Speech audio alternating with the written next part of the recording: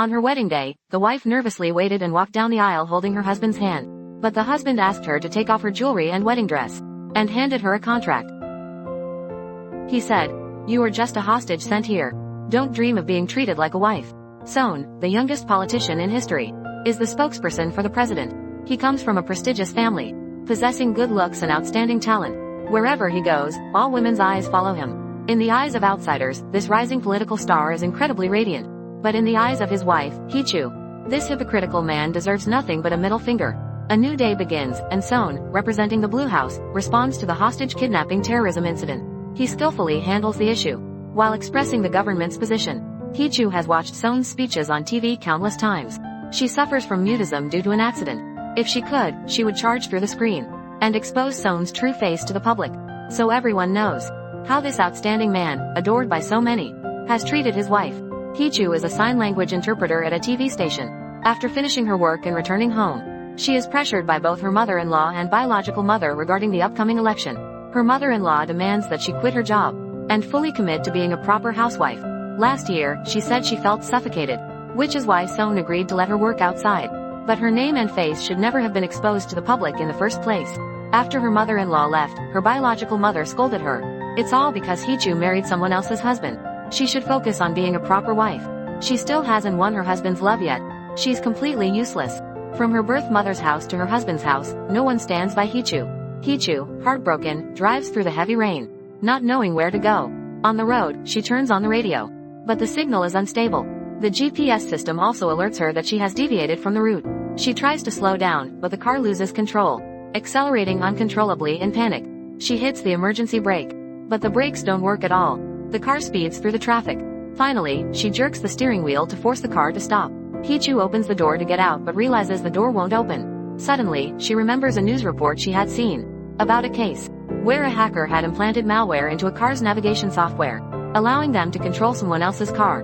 Hichu, panicked, bangs on the car window trying to escape. At that moment, a blinding light shines. A large truck zooms past next to her. Hichu, frightened, ducks her head down. She looks up and sees a man in black standing in front of the car. The man notices her looking and immediately approaches. After kidnapping Hichu, he uses an international phone number to call Son, threatening to kill his wife. At the same time, Hichu's phone runs out of battery. Son then calls his mother to ask about his wife's situation. He finds out she is with her biological mother and mother-in-law this afternoon. Immediately, he calls his mother-in-law. His mother-in-law says she has brought Hichu home. She plans to let her have dinner before returning. Son hangs up. He orders his subordinates to trace the foreign phone number. Just as he returns to his seat, the phone number calls again. The caller says that they are holding a knife to Hichu's throat. They ask how much Son is willing to pay to get his wife back. Son thinks it's a joke. He doesn't realize that Hichu is going through a life or death nightmare. The man in black, unable to get a ransom, uses a rope to strangle Hichu. Hichu, tears streaming down her face, knows she is just a hostage brought to Son's side. Of course, he won't care whether she lives or dies. The man in black, frustrated, calls again. But Son hangs up. Angrily, he vents his frustration on the car, injuring Hichu's shoulder. He says to her, "This is not an ordinary phone. This phone is only for calling Son, and it has a voice disguise. Moreover, for the first 10 minutes, it cannot be traced. I've also tampered with this car. I've done so much." Yet Son refuses to pick up the phone. At that moment, Son calls. It turns out that one of his subordinates, while tracing the phone number, accidentally hit the dial button, hearing the threat to his wife's life. Son doesn't even give the man a chance to negotiate. This makes him so furious that he starts smashing the car. Hichu, in despair, suddenly accelerates, wanting to die with him. The man in black realizes her intent and lunges to regain control of the steering wheel. During the struggle, the car flies into the air. After spinning 360 degrees, the man in black fell unconscious in the backseat. Hichu listened to the radio, which reported that the hostage rescue had been successful. Hichu understood that Son had once again achieved something significant. She felt even more heartbroken when she realized that she had no value in his world. After work, Son asked a reporter friend to track the foreign phone number. Although it was just a scam call, Son had a bad feeling. On his way home, he drove at high speed. His usual calm demeanor was rarely lost, but today he was out of control. When Son arrived home, he saw Hichu cooking. His tense emotions began to ease. He was even more certain that it was just a scam call. He tried to act indifferent. He said, "So you're still alive?" Those words made Hichu think that Son knew she had been kidnapped. But he just didn't want to rescue her. Hurt over and over again, Hichu had lost all hope in Son. 3 years ago, on their wedding day, Sohn had openly told Hichu that she was just a substitute. This wedding would not be public. The public would never know who his wife was. Sohn even had a contract for Hichu to sign. It contained 3 key terms. She could not file for divorce on her own. She could not publicly reveal her identity, or appear as his wife in public. If she violated any of these terms, she would have to pay 2 billion won as compensation for breaking the agreement. Even though they had been married for 3 years, no one knew that Sohn's wife was Hichu. That night, Sohn called his subordinates and ordered them to keep searching for the foreign phone number. As a precaution, he needed a trustworthy team to protect Hichu, but they couldn't let anyone know she was his wife. The next day, Sohn asked Hichu to accompany him to a party hosted by the British ambassador. The ambassador's wife was hearing impaired, and needed Hichu to act as her sign language interpreter. The ambassador's wife thought that Hichu was Sohn's wife. She immediately explained that she was just the interpreter Sohn had brought. The ambassador, therefore, asked why. He had never seen Sohn's wife at any official event. Sohn explained that his wife was his weakness. Because of his identity, he was always attacked from all sides. He could say he was the scapegoat of the government. Therefore, he didn't want his wife to be attacked carelessly like he was. The ambassador praised Sohn, calling him a very romantic person. Hichu found it hard to tell which of his words were true and which were not. She used sign language to say to him, he didn't want her to be attacked carelessly. But in reality, she had long been hurt and broken. He called her his weakness. But his actions yesterday contradicted his words. However, Sohn didn't understand sign language. Before leaving, Hichu signed to him, the wife you just mentioned is probably not me. She then went to the bathroom to stabilize her emotions. At the same time, Sohn received a call from the foreign number. The other person knew he was attending the British ambassador's party. They even knew what he had eaten that evening. Sohn searched through the crowd, trying to guess who the mysterious person was. On the second floor, a man talking on the phone caught his attention. He immediately followed him toward the bathroom. But he discovered he had followed the wrong person. The man was talking to someone else. To help his subordinates trace the phone number, Sohn tried to prolong the call. The mysterious person's words stunned him. He exposed Sohn. The person Sohn was planning to marry was the eldest daughter of the Zhongwan newspaper, Hong In Na. But she had run away just before the wedding. In the end, he was arranged to marry Hichu as a replacement. He cursed Sohn as trash. He treated the two of them like a rest stop, allowing them to come and go as they pleased. Sohn asked the mysterious person what he wanted. He demanded that Sohn give up Hichu and return to his original fiancée. Elsewhere, the identity of the mysterious person was revealed. Unexpectedly, Hichu was hiding in the bathroom. It turned out that yesterday, after Sohn told the man in black to do whatever he wanted to her, he didn't care about her life. In a fit of rage, she suddenly regained the ability to speak.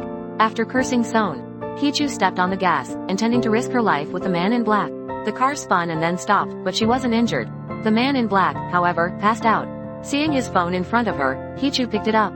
From then on, she pretended to be him to negotiate with Sohn. Back in the present, Hichu threatened Sohn to give up on her, and also demanded that he pay 2 billion won. During the negotiation, she recounted the pain she endured during the incident the night before. She scolded Sohn for not having a heart, not caring about his wife, yet wanting to bind her to his side. However, Sohn insisted he would never give up on Hichu, and hated the mysterious person for pulling her into this situation. In his anger, he punched the wall. After hanging up and leaving the bathroom, Hichu saw Sohn standing at the door. She turned and quietly left, but Sohn had noticed her. After hanging up the phone and leaving the bathroom, Hichu saw Sohn standing at the door. She immediately turned and quietly ran away. But Sohn had already noticed her. He immediately pulled her into an empty room, asking if she had been in a car accident last night. Hichu typed on her phone to confirm. Sohn couldn't control the anger inside him, and pulled her shirt up to check for injuries. Seeing clear bruises on both sides of her neck, his anger flared up even more. He repeatedly asked if she had seen the face of the mysterious person. Hichu replied, the person was wearing a hat and a mask. I couldn't see clearly. Sohn almost lost control of his emotions, blaming her for not telling him about such a big incident. In her heart, Hichu secretly mocked, since it was clearly him who told them to eliminate her. Sohn ordered Hichu, from now on, you must have a bodyguard whenever you go out, and you must go to the hospital for a checkup. Leaving the room, he instructed his subordinates to get the list of everyone who had visited the embassy, and today, they would check each person one by one. Hichu returned home, repeated the recording of her conversation with Sohn. She could hear the fear in his voice. This made her feel happy. Who would have thought that Sohn, who feared neither heaven nor earth, would be like this? Hichu guessed that the source of his anger and fear was probably because he viewed her as his possession. He was angry because someone else had touched his property. At that moment, she suddenly remembered that she had cursed Sohn in the car last night. If he saw the footage from the dashcam, then the secret that she is not mute will be exposed. Thinking of this, she hurried to the garage. And just as she arrived, she saw Sohn stepping out of the car. It turned out the dashcam hadn't recorded anything. As soon as he saw her, he immediately asked, why couldn't the dashcam capture anything? Just then, a motorcycle nearly hit Hichu. Son quickly pulled her into his arms. This intimate moment made both of them feel awkward. Son quickly kept his distance. After this incident, Son ordered Hichu to stay home from work. Hichu refused. She wanted to continue working. Son reluctantly compromised, but he insisted that she have a bodyguard with her. The next day, Hichu went to court to serve as a sign language interpreter. The female bodyguard Son sent stood outside to protect her. After the trial ended, the client Hichu was working with got into an argument with the opposing side.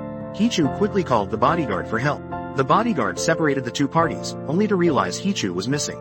It turned out that when Hichu went to the restroom, she saw a suspicious figure by the door. This reminded her of the mysterious person who had kidnapped her before. She was too frightened to go outside. The bodyguard couldn't find Hichu, so they quickly reported to Son. At that moment, Son was in a meeting. Upon hearing the news, he became immediately unsettled. He ordered, if you can't find Hichu, notify the police immediately. After that, he lost focus on listening to his subordinates' reports, and was solely focused on his phone. It wasn't until the bodyguard reported that Hichu had been found that he breathed a sigh of relief. But very quickly, he became agitated again. Because the bodyguard reported that Hichu was with a man. The man Hichu was with was her senior from university, Sangu. The two had kept in touch. Until 3 years ago, when Hichu suddenly lost contact. Sangu was very worried. Then, he saw her appear on TV.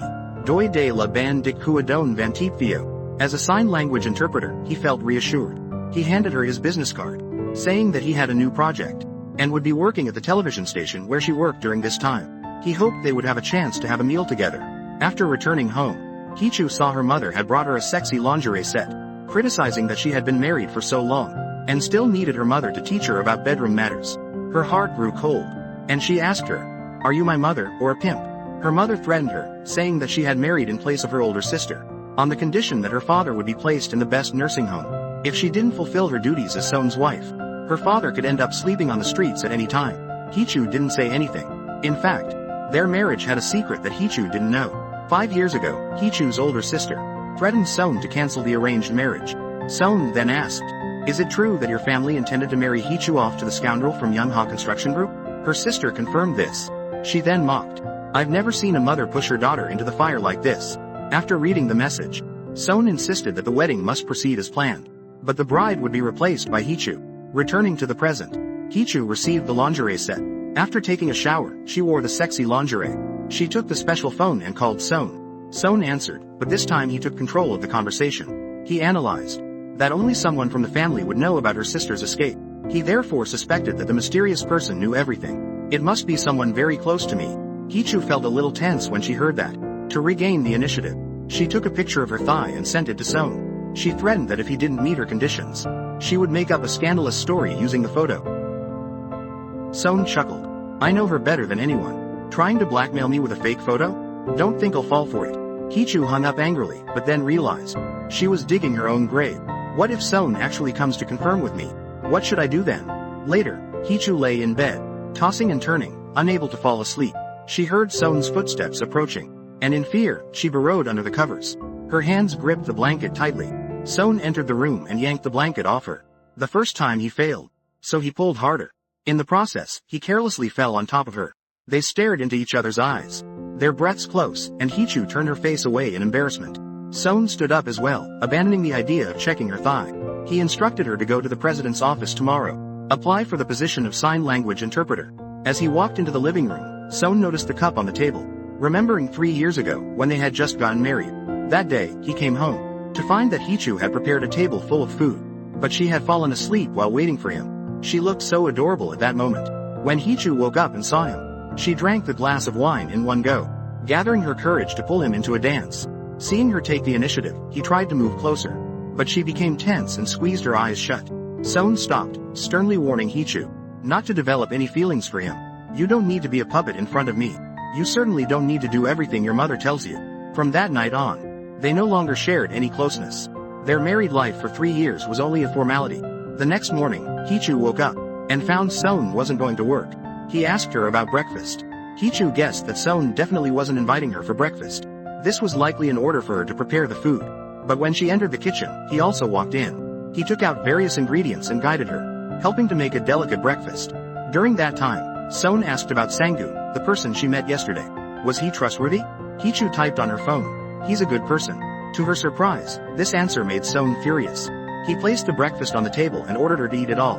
Not long after, Seon's subordinates reviewed the surveillance video from the day the incident occurred. They discovered a suspicious detail. The person in black opened the door to Hichu's car easily, without encountering any obstacles. It seemed like they were very familiar with the car. Seon felt confused. He asked his friend what this situation could mean. The friend immediately concluded that his wife had cheated. Seon was half convinced, his mind in turmoil. Then, Hichu once again used the guise of the mysterious person to call Seon and apply pressure. Seon coldly responded, "Call me back in 5 minutes." But 5 minutes later, when Hichu called again, she found that the call had been forwarded to voicemail. She worried that Seon had traced her whereabouts. So, she quickly drove back home. When she arrived home, she found that Seon hadn't returned yet. The next morning, Hichu turned on the TV. She saw the news about the sudden explosion at the presidential office. 6 injured people, all were staff members of the office. The police investigated and discovered that the criminal had made multiple threatening calls. But what shocked Hichu was that the recording of the threatening call was aired on TV. It was the very call she made to blackmail Seon. Before Hichu could react, she saw Seon return home, disheveled and covered in dirt. As soon as he saw her, he grabbed her and placed her on the dining table. She was now the only clue he had. He needed to confirm the truth. Seon spoke and wanted to check Hichu's thigh. But she stopped him. Despite the unexpected bomb attack, as soon as Sang-gu regained consciousness, he immediately cared about his wife, Hichu. Knowing that she was still safe, he sighed in relief. Piecing together previous clues and the ransom conditions of the kidnapper, he couldn't help but suspect Hichu of having an affair, although he strongly denied such thoughts. Once the seed of doubt is planted, it will eventually take root. He confronted his wife to confirm, and slowly lifted her dress, but ultimately chose to stop, even though he knew the photo could be real, until he found a reason to convince himself he would not confront it. Hichu's heart was racing, fearing Seon might discover the truth, taking the opportunity to change the topic. She didn't understand why Sang-gu was investigating her instead of the kidnapper. "You really don't know what I'm trying to do. What I want to see, do you?" Luckily, at this moment, his assistant called, breaking the awkward situation. The assistant reported the police investigation results. The bombing might be linked to recent serial arson cases. But Sang-gu didn't think so. In his view, the kidnapper simply got lucky due to the arson cases, or had planned things carefully. As he predicted, the serial arsonist was quickly caught. The culprit confessed to most of the fires but denied yesterday's incident. The real perpetrator was happily humming while filleting fish. After watching the news about the bombing, he proudly bragged about his success to someone he called Master. The other person told him not to act alone anymore. The kidnapper accused the other party of having fun, without including him. At the same time, Seon took Hichu's phone to check if her phone had been hacked. When he saw the profile picture of an unfamiliar man, Seon immediately thought of the senior from college Hichu once mentioned. Unable to restrain his curiosity, he opened their chat. The messages were all polite inquiries about each other's well-being, and a photo of them with the children at Dream Nuri Village. Dream Nuri Village is an orphanage, where Sang-gu used to live 25 years ago as a child. There was a mansion there. Out of curiosity, young Sang-gu once stepped inside. That was when he met a rich boy from Seoul. In that room filled with toys, they had fun every day. Until one day, something terrible happened. Just as the story reached a climax, it was abruptly cut off. Meanwhile, Seon noticed Sang-gu invited Hichu to dinner. The date coincided with today. So, using a junior's old message to him, he decided to meet Sang-gu in person. Upon arrival at the meeting spot, Yuri was surprised to see Hichu and Sang-gu. Later, she mentioned being invited as well. She was ecstatic beyond words. Yuri is Seon's junior and a fan of his. With no romantic feelings involved, just pure admiration. By the way, my guest is coming later. Please don't stare at him too much. I'm afraid he'll feel uncomfortable. As soon as she finished speaking, Seon walked in. Hichu panicked, quickly turning her face away. After all, they had to keep their marriage a secret. Hichu just hoped Seon wouldn't come over to greet her. "Hey, translator Hichu."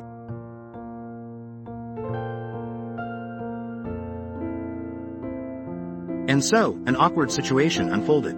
During the meal, Sang-gu thoughtfully served food to Hichu. Seon, jealous, couldn't help but remark, "Do you like Hichu?" Ms. Hichu and Mr. Sang-gu are senior and junior from college. It seems like you like her, huh? Yes, I do. Yuri was puzzled about how Seon knew Hichu. Seon explained that Hichu had once been an interpreter at a party. When Sang-gu tried to pour him a drink, Son bluntly refused, saying he doesn't drink. Hichu had to step in to smooth things over for Sangu. Later, seeing the two using sign language, Son felt uneasy. He asked about Sangu's profession. When he learned Sangu was a psychiatrist, he then asked if he was married. "Are you interested in me?" "Yes, is that a problem?" The scene was intimidating, making Hichu feel as if she were sitting on pins and needles. She made an excuse to go to the restroom. Son also received a phone call. After finishing the call, Son found Hichu standing behind him. She asked, "Are you following me?" Son countered, "Hichu, you're hiding something from me." "What do you mean? Are you suspecting me and Senior Sangu?" "What about?" "Everything. Senior Sangu is not that kind of person, so. Do you really know him that well?" "Senior in college was a good person. For me, he's just some pathetic guy who suddenly appeared next to you. Also, you understand that guy. But what about me? How well do you really know me?" Son was angry. Because Hichu trusted and understood Sangu like that. But not him. His words left Hichu very confused. Son handed Sangu's business card to his assistant, telling him to investigate Sangu in detail. Unexpectedly, the assistant recognized Sangu, and introduced him to Son, saying that Sangu had been on a show about unsolved cases and criminal psychology, quite popular online, especially with women. "Why is this guy famous among women?" "I think it's because of his physique." Physique? The assistant played a video of Sangu working out for Son. Not just women, even the assistant was jealous of his firm muscles. At the same time, Hichu was in danger. Her car was still being controlled as before. Not only that, the parking lot was being raised. The song, "Call Me," suddenly started playing. The lyrics of the song, "Call Me," sent chills down Hichu's spine.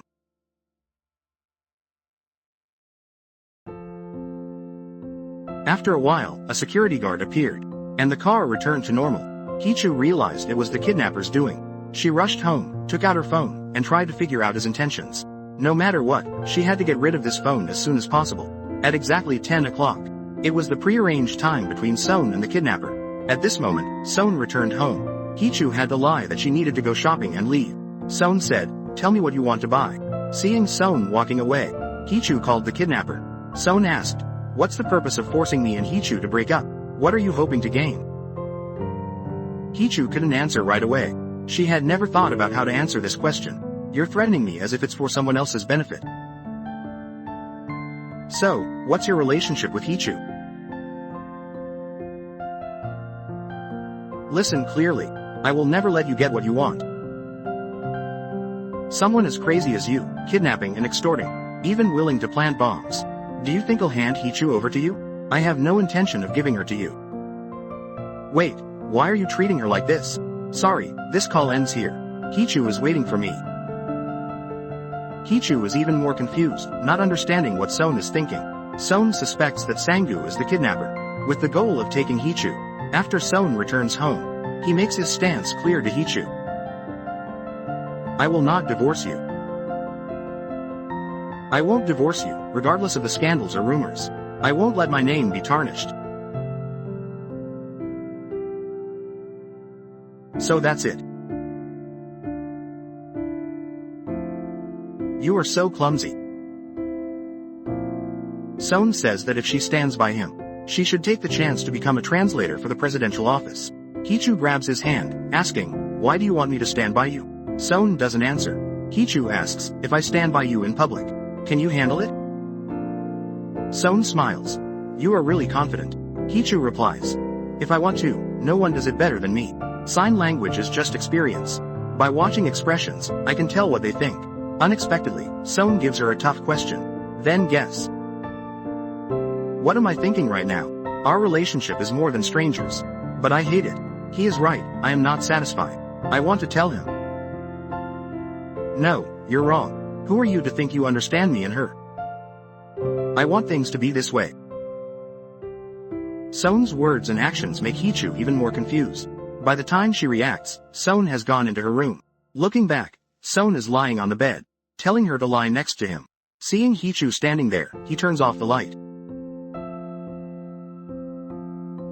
They act like children. One turns off, the other on, repeating over and over. Finally, Son has to provoke her. "What's wrong? Are you afraid of what I might do to you?"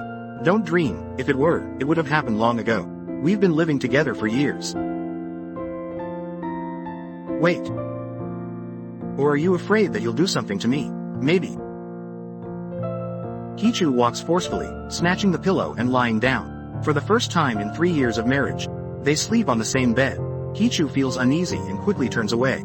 Son says, turning your back to someone is rude. She has to turn back. They look at each other. Son says, the kidnapper knows my office. So it's not safe at home either. Go to sleep, pretend that the kidnapping was just a nightmare. Including everything you heard. Forget about it.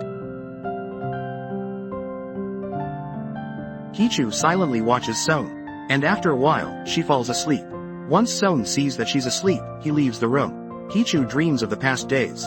She is injured, lying in the hospital bed. Her mother cries beside her, not because she feels sorry for her, but to blame her. Why is it only you who survive? Her mother covers Kichu's mouth, not allowing her to make a sound. The chairman's daughter is deaf. The only son has passed away. If you are the only one left alive, we will be kicked out. So, she was told not to speak a word from then on, despite Kichu's pleas.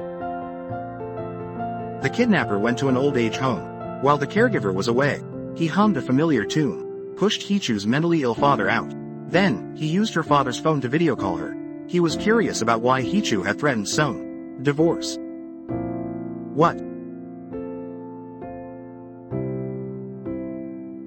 The kidnapper realized their goals were the same, then forced her to keep calling Son. On the screen appeared 4 freshly pulled teeth. He threatened Kichu not to give up midway. Kichu trembled and cried in fear. She panicked and ran to the nursing home. Luckily, it was just a fake. The teeth at the scene weren't her father's. The police hoped Kichu could come to the station to report. At that time, her father had regained consciousness and weakly called out, "Call him. Call him." Those were the words the kidnapper had said. Kichu couldn't believe how things had turned out. Not only that, but on the way to the police station, the police car suddenly broke down. Kichu felt nauseous. She couldn't understand why her life was always so difficult. Thinking about everything lately, no one around her was on her side. Kichu couldn't help but cry uncontrollably. At that moment, the police siren sounded.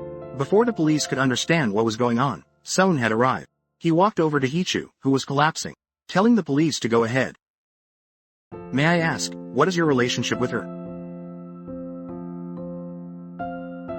"She is my wife."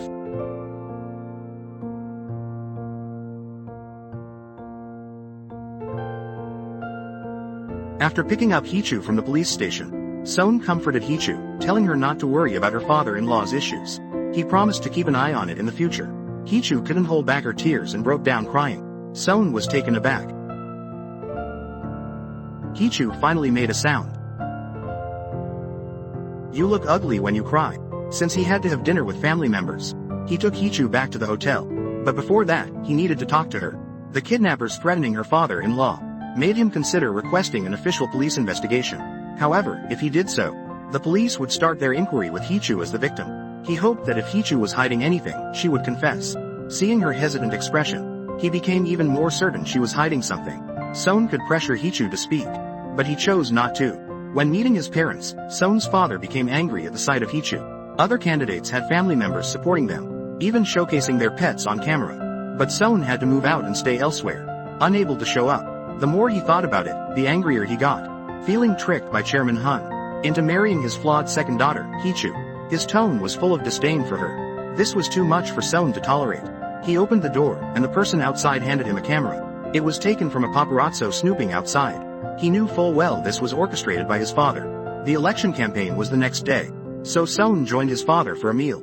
He formally announced his participation in the campaign. Son declared that whether he joined the campaign or not was a decision he alone would make. This kind of coercion and threats should be abandoned. His father became enraged, throwing his wine glass. Fortunately, Son quickly shielded Kichu, preventing either of them from being hurt. His father angrily warned him. Son ignored it, saying he was no longer the person he once was. With those words, he walked away with Kichu, leaving behind a storm of fury for his father. Son felt injustice on Kichu's behalf. He said that maybe Kichu really wanted to divorce him, married him in her sister's place, and had to endure a patriarchal, trashy father-in-law without being able to fight back. His parents only cared about benefits. Even their children were replaceable. Son told Kichu, "Whatever they say, you don't have to listen." After returning home, Kichu was still terrified by the kidnapper's warning. She didn't want to continue anymore, and wanted to throw the phone away. When she went out, She accidentally met Seon, who thoughtfully wanted to help her. The two of them wrestled for the phone, until Hichu's phone rang, stopping them. A colleague called via video to congratulate her on tomorrow's interpreting interview. Seon also took the opportunity to wish her good luck. Hichu told him to think carefully. If she stood by his side, how would he deal with both families? Seon interrupted, asking how long she intended to be the obedient child, continuing to avoid things and miss opportunities, or giving up because of fear of people's gossip. It was her choice. Hichu was confident, telling Seon he should consider the consequences. During the next day's interview, the interviewer asked for live interpretation via video. The test was based on one of Seon's previous speeches. This was a piece of cake for Hichu, because over the years, she had used Seon's videos for practice. But Seon noticed something else. He personally went to the interview venue, asking if Hichu had known the test content beforehand. Hichu's translation exceeded live interpretation standards, with some gestures even appearing before his voice came through. Hichu explained that it was a video she had practiced with, so Seon switched to a different video to test her. Even after switching 5 or 6 videos, Hichu could still interpret them with ease. This left Seon utterly baffled.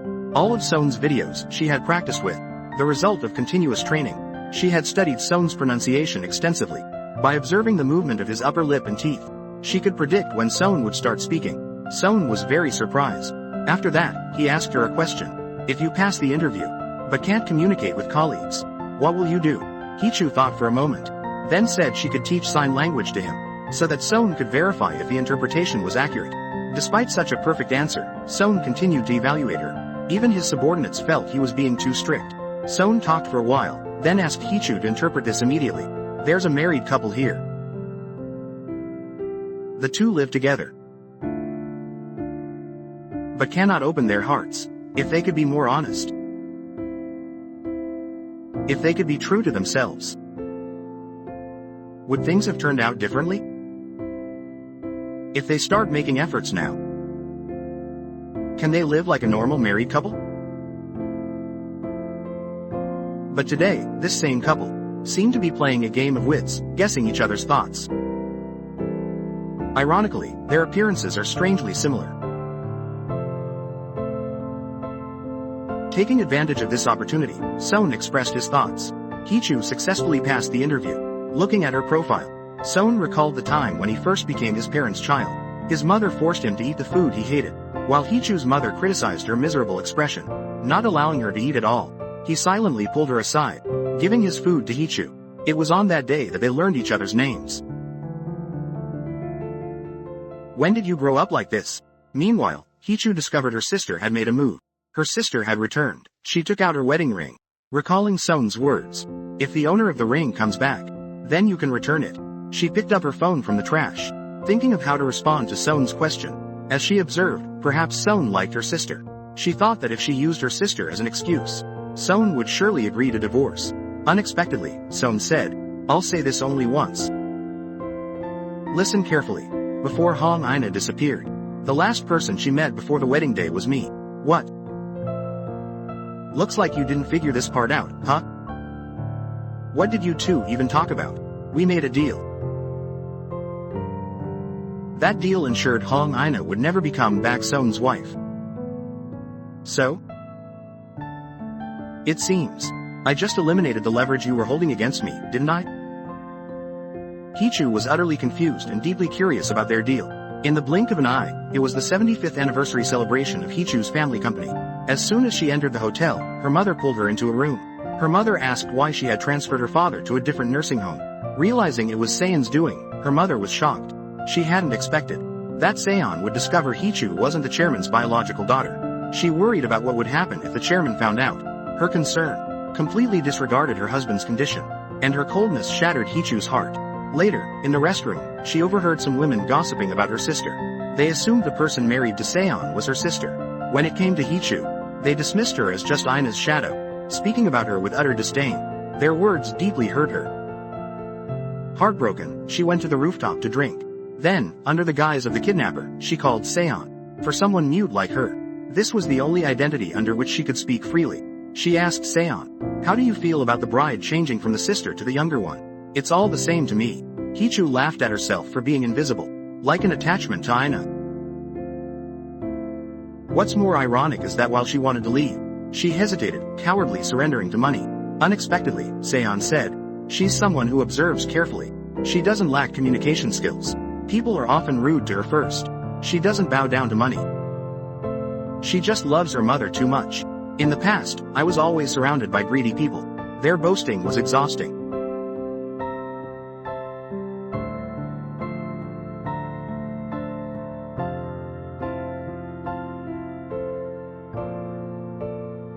She is the quietest person. So, just seeing her beside me, I can breathe so easily. Kichu isn't an appendix, but an entirely new language. She practiced those hand movements hundreds, thousands of times, to become the person she is today. Others don't understand, so please don't comment about my wife that way. Then, why do you treat your wife like she's invisible? Why do that? You talk as if you know her so well. Why did you tell her not to misunderstand that you two are a couple? What Kichu didn't expect was that Seon had also come up to the rooftop. The two locked eyes. Kichu's secret identity was on the verge of being exposed. She didn't know that Seon had already discovered she could speak. Previously, in the police car, Seon had reviewed the dashcam footage. In it, Kichu had shouted loudly, demanding to get out of the car, leaving Seon with mixed emotions. That's it for today's episode. Please hit follow to stay tuned for the next episodes.